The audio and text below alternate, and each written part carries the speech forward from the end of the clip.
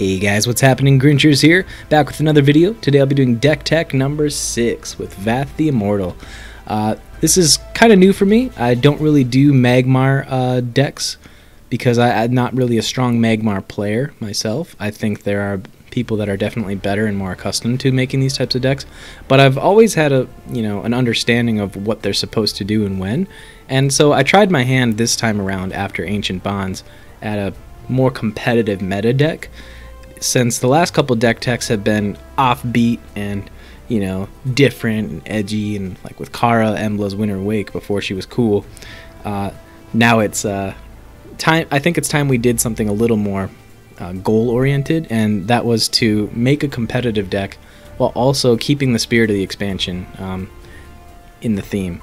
So as you can see, it's more of a mid-range deck. I like to call it a spike deck because it's more or less, they have like this flow, right? Like, so you're playing your 2-drops, you're playing your removal, you're denying your opponent your resources all the time, you're going face while you can, and then suddenly, bam, here's the break point. Like, your opponent suddenly gets blasted in the face for a ton of damage, and they can't react in an efficient manner, which is something that Lava Slasher and cards like Drogon really excel at.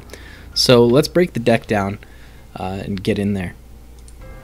So right now, I've opted for just 8 2-drops because we're also running Flash Reincarnate to help bust out things like Sunsteel and Spelljammer, which is very useful. So it's more like we're running a couple extra 2-drops. It's just that some of them cost a little bit more mana with the Flash Reincarnates. So, or a card advantage, I mean. With Natural Selection is an obvious choice. It's just too potent not to run. It's very good at, gaining some tempo on the opponent.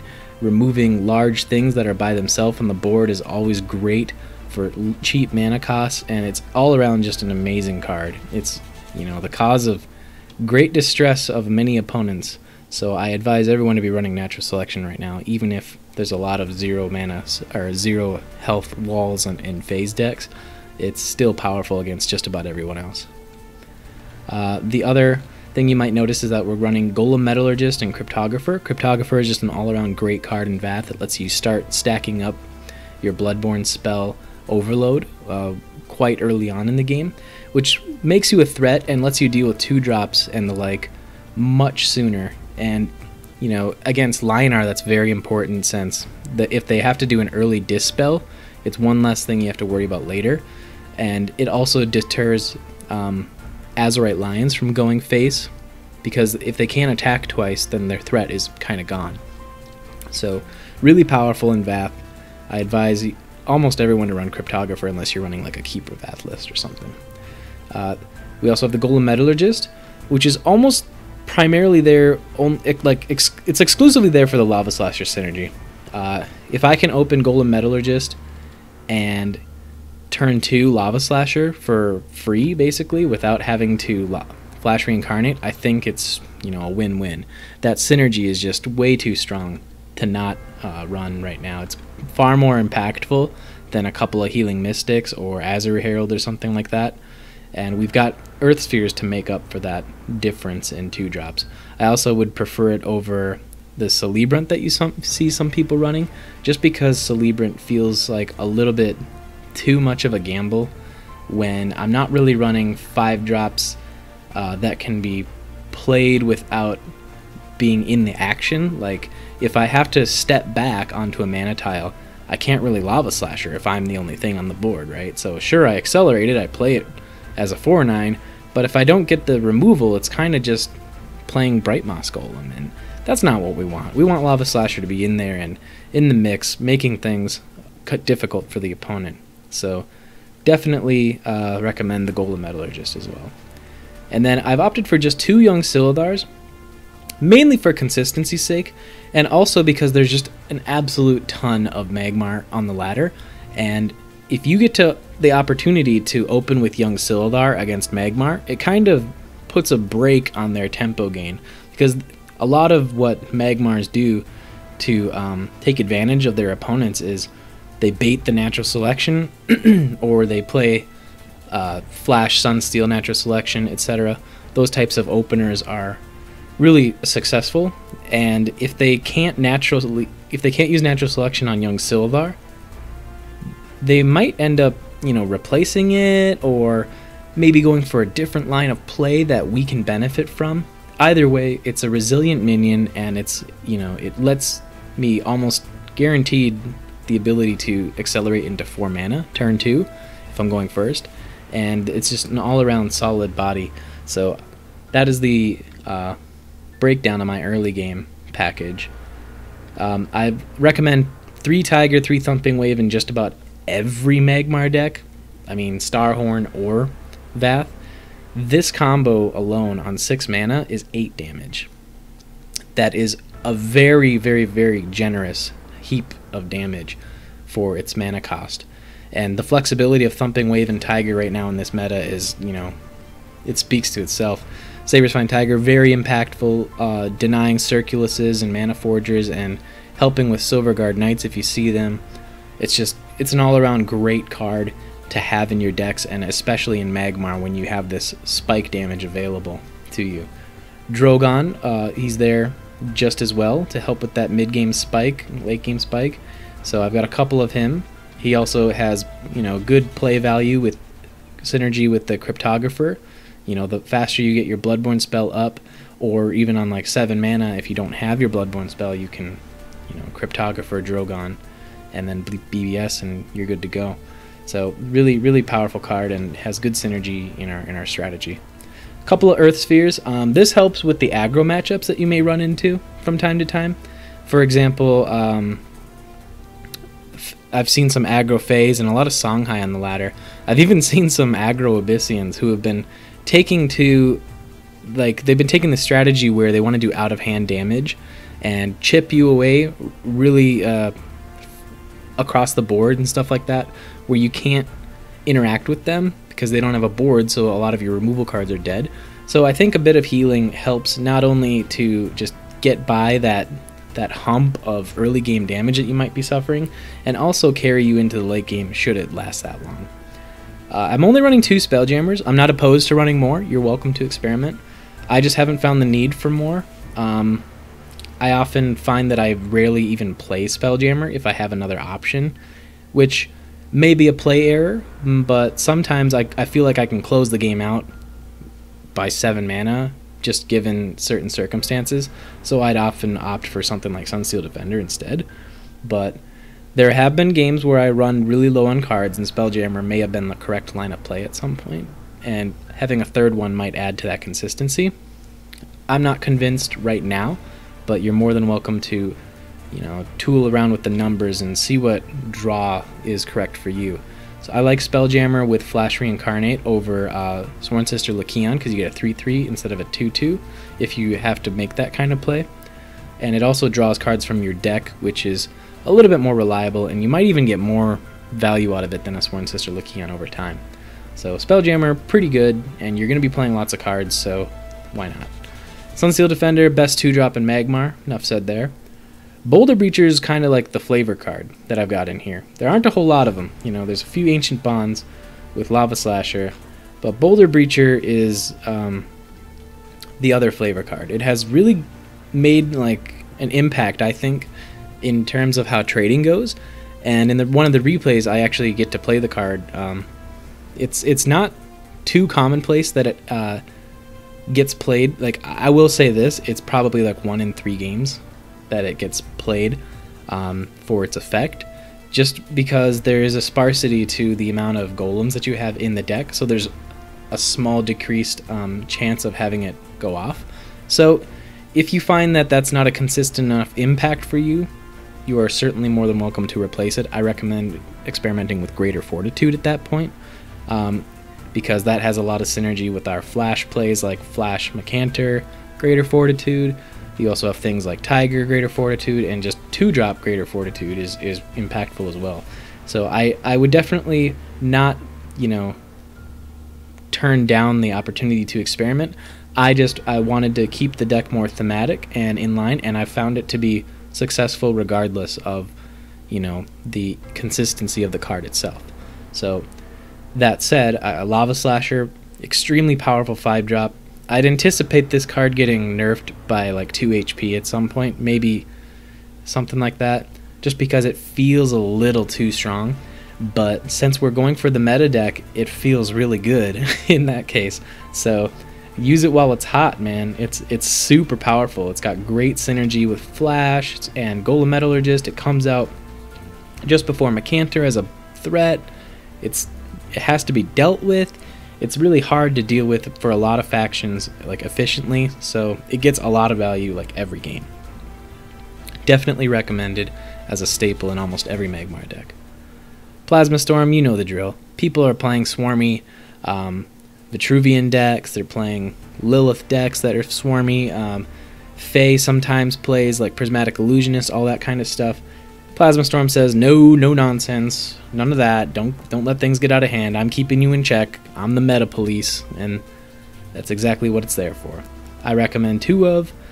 If you feel that you need a third, don't be afraid to change it. And lastly, Mechanter Warbeast, like 3 of every Magmar deck. Too impactful not to run. So there you have the deck. I'll show you the win rate quick before we hop into ladder. This is just, I played a gauntlet game in there, but this is like in the last 9 games we've won 8, and here was the first creation of the deck. So we've dropped 3 games. We have 1 draw, and 1, 2, 3, 4, 5, 6, 7, 8, 9, 10, 11, 12, 13, 14, 15. Wait, no, 14. So 14, 3 and 1. I think that's pretty good for what I wanted to be a more thematic competitive deck. So I'm proud of it and I enjoy it, and I hope you guys will too. So let's hop into the replays. Quick transition. All right, here we are. Okay, so our first game is up against Lilith, which, you might think, oh, Grinch, you have a heavy advantage over Lilith. I mean, anything she does, you got Plasma Storm for. There's no real need to go over this matchup. Well, this game was actually kind of interesting. I found it presented a couple of problems that this expansion more or less, well, I didn't think it would go that fast. Whoops, my bad. I'll talk about the replace in a second, but this matchup showcases the evolution of how Abyssian can present new problems for players, and as a Magmar player, you might want to reconsider how you approach some of these problems. So it also shows off a few things about the deck itself.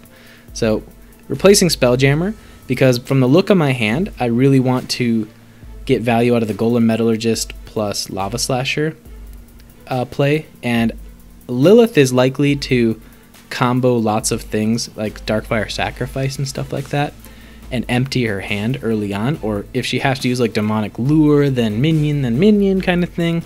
If it's Hyper Swarm, I really don't want to give her extra draw when I think I can manage on my own in the first early stages of the game by just kind of curving out. So let's look at it. Replacing Spelljammer, finding natural that looks great.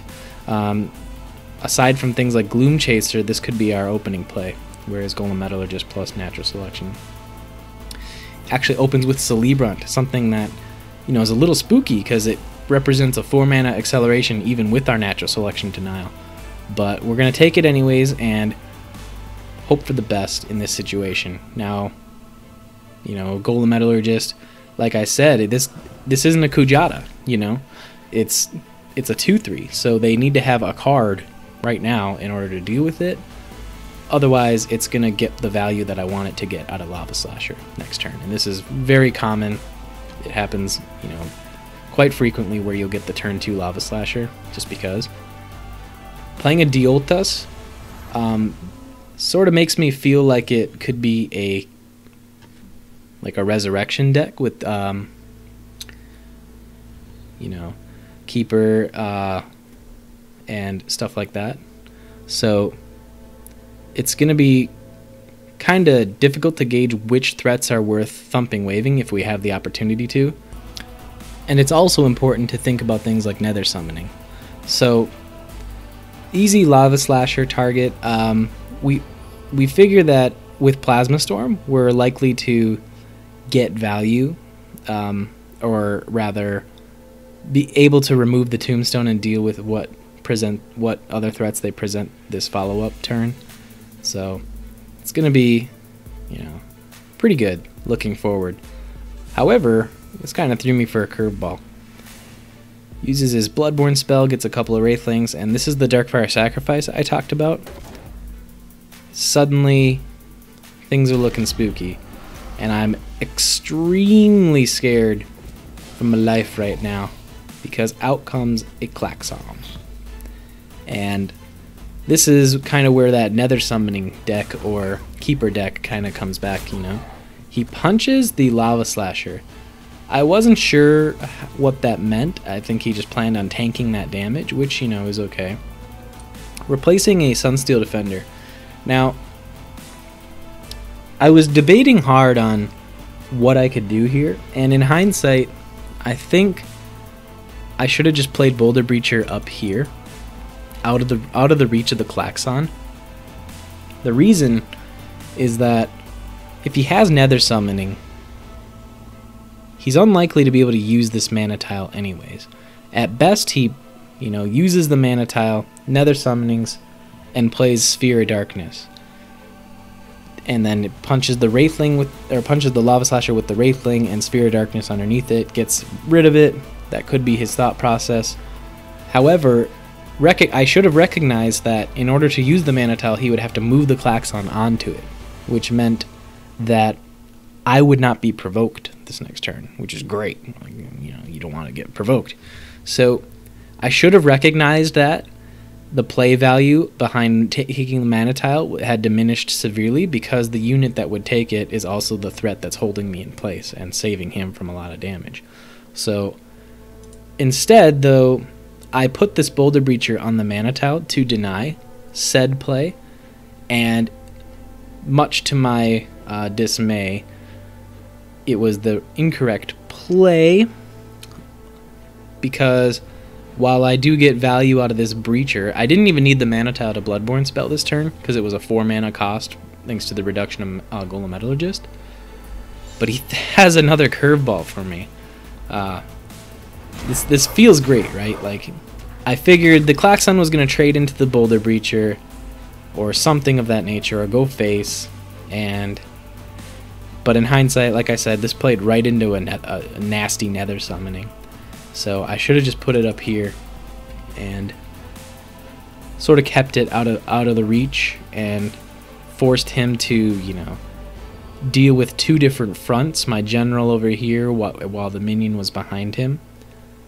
So I think that would have been more or less the correct line of play there. However, he actually had a different plan in mind. It's actually pretty cool. He's got Breath of the Unborn. And I was like, oh no! Now my damage on the Klaxon was all for wasted, He's still got a 6/6. Fortunately for me, he did not play these two minions around Frenzy. He played his general around Frenzy, but the Tombstone is probably what he should have played around having Frenzy, since Mechantor Warbeast, should it hit his face and Klaxon, because that is where the threat is, and that is the thing that I want to remove. I believe that he should have understood that the Mechantor Warbeast would have had to die to make this play happen, to hit the Klaxon in that regard. So while going to 14 HP is not ideal for him, it was definitely something that would have deterred, or actually done more, I should say, to stop the onslaught that happens in the next couple of turns. This is an easy thumping wave. There's no replaces I feel that are necessary this turn. I can develop a crazy board, which, it's not that crazy, but it's crazy for what he has on board. It really limits his options now that this bunny can't do anything. All three of the bunnies just kind of patrolling around while we get, to run amok. So with the Sunsteel Defender, I debated, this is the Revenant turn. I figure he'll probably try to kill off one of these minions and get rid of value. I didn't think there was a way for him to get rid of the Sunsteel Defender and also get rid of the Mecanter, and I was correct. He would have needed like multiple lures or something like that. But he underestimated my ability to preserve my board this turn. What we want to do is lock him in this corner because we have Drogon for when we have our Bloodborne spell up, which is going to be a lot of damage. So rather than let him get away, he will always play into Mecanter Warbeast this next turn, and then quickly just, like we took 12 from a Revenant, Who expects that? He thought he was doing himself a favor by pushing face damage, but in fact he was just doing me a favor by not removing my board.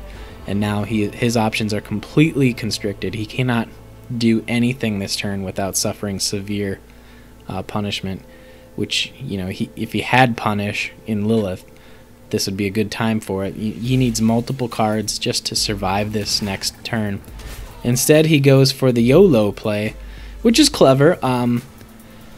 I can only hit him with 8 damage on board. My hand is low.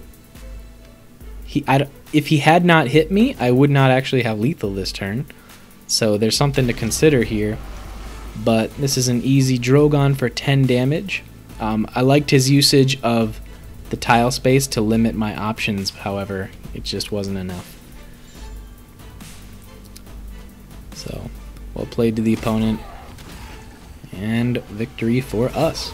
So, careful consideration of a lot of our options really kind of snowballed us into locking him into the corner, and he was unable to escape any of our damage, which is typical Magmar fashion. But since the point of this meta deck tech is to have a meta deck, that's exactly what we wanted to do. We executed it beautifully.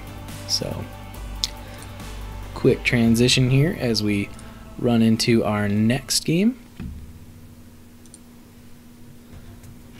And here we go. So game number 2, it was actually, now I know what you're thinking, Grinch, it's a gold guy with 1 ribbon. This game was actually scary, okay? I don't care who you are. This game was horrifying. I got shut down really hard. You can never take your opponent lightly, and this is a very good example of that.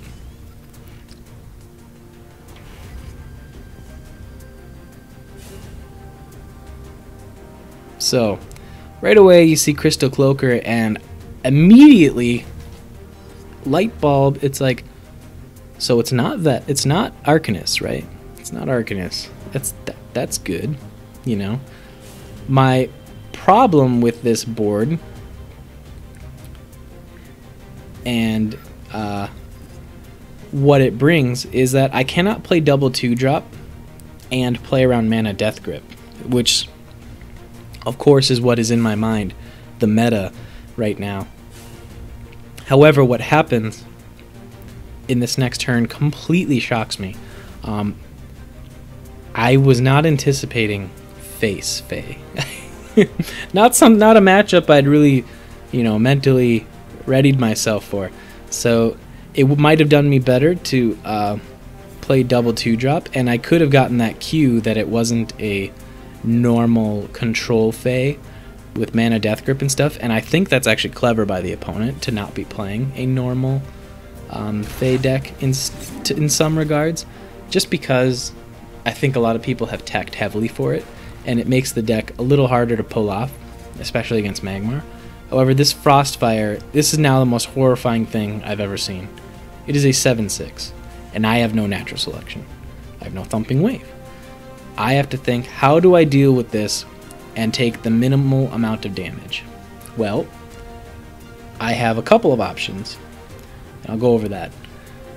The one thing I gotta think of is dealing with this minion is going to be either a natural select, or a thumping wave, or I get backed into a corner and force him to play into my counter because he surrounds me.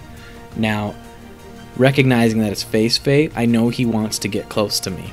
That is something that normal control Faes do not do too often, because they don't want to hit you, they want to run away and utilize their Bloodborne spell and things like Meltdown to do long distance damage and chip damage over time, where they get a ton of value out of their extended game plan. In Face Fae, she wants to close the distance. She wants to utilize her Bloodborne spell and her health in order to push extra damage, which is, not exactly an incorrect line of play. However, it is definitely a line of play that can be manipulated, which is something that we do very well this game.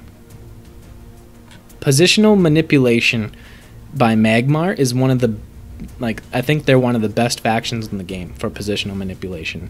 And Lionar can do it pretty well. However, Lionar always has to chase down their opponent.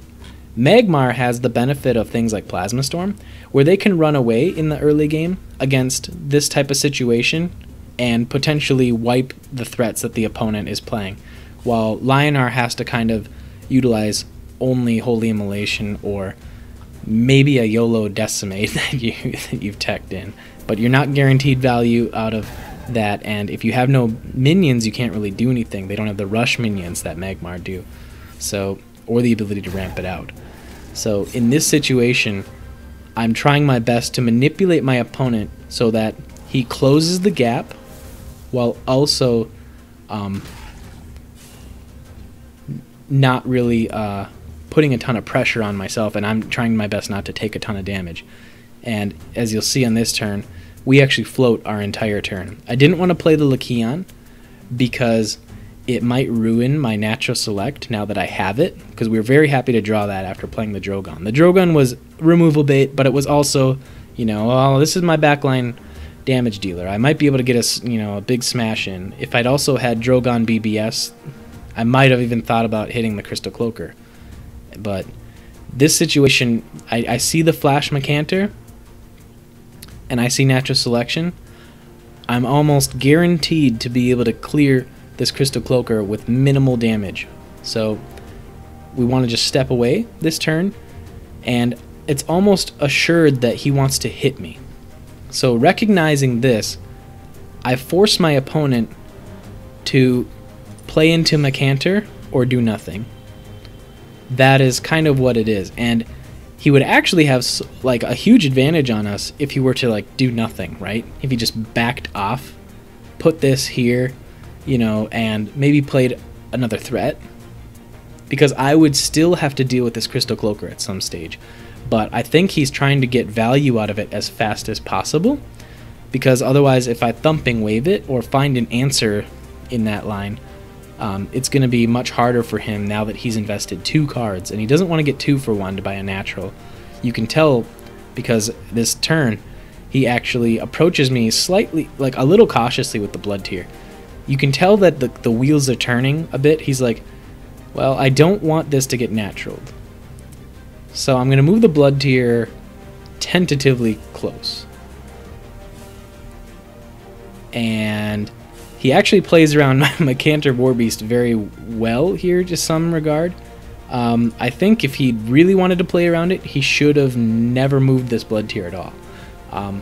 But you can tell that the wheels are turning because he knows that if I Macanter down here to clear the Frostbone Naga,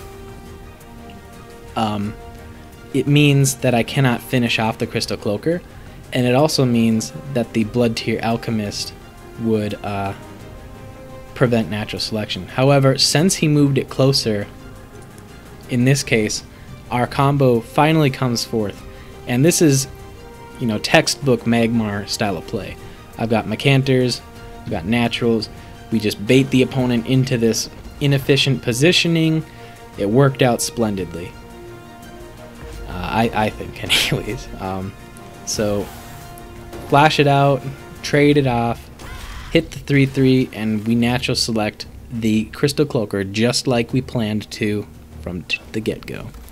Feels good, man. That felt really good because we still have card advantage, and this health advantage that he has is going to be, like, the difference will be made up very quickly by our Bloodborne spell and any more damage that we do. We actually drew a third Macanter, which is, really lucky. But, early on, the decision to fall back and force the opponent to come to us, I think, is what snowballed this game into our favor. So you can tell that he wants to push as much damage as he can out this turn. He's trying to keep me locked down. Macanter can't hit both of them.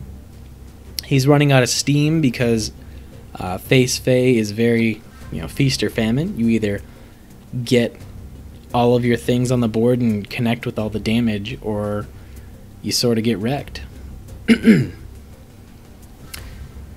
And I actually saved my BBS this turn because I believe I can just kill him with Drogon, but it's also lethal if I BBS and am able to hit him with Macanter.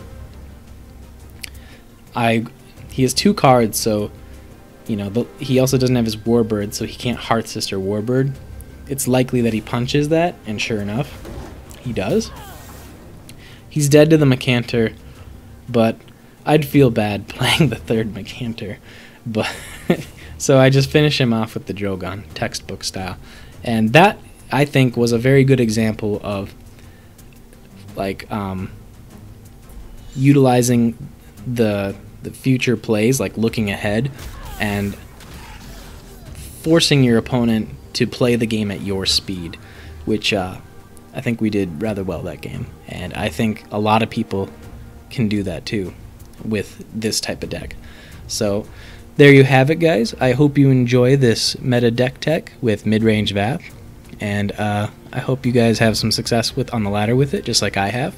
So if you liked the video, go ahead and feel free to subscribe, leave a comment. You can also find me on my Twitch always to ask questions. So until the next video, guys, have a good day and take care.